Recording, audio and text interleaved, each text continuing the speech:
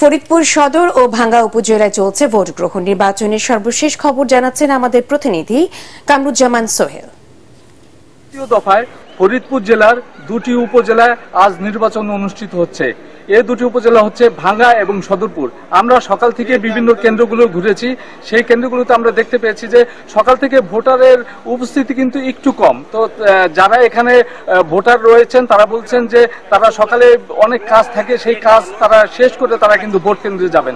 তো আমরা ভাঙ্গা উপজেলার বিভিন্ন কেন্দ্র ঘুরেছি। সেখান থেকে সকাল থেকে কিন্তু আমরা কয়েকটি কেন্দ্রে কিছু অনিয়মের খবর পেয়েছি, যেটি আমাদের জানিয়েছেন ভাঙ্গা উপজেলার যিনি প্রার্থী মোখলেসুর রহমান সুমন। তিনি আমাদের কাছে অভিযোগ করেছেন যে তার কেন্দ্রে কয়েকটি কেন্দ্রে তার এজেন্টদের বের করে দেওয়া হয়েছে বলে তিনি আমাদের জানিয়েছেন।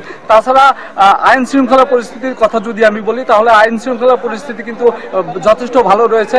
আইন শৃঙ্খলার কাজে যারা নিয়োজিত রয়েছেন, বিশেষ করে বিজিবি, র্যাব, পুলিশ সহ আনসার সদস্যরা কিন্তু বিভিন্ন কেন্দ্রগুলিতে রয়েছেন।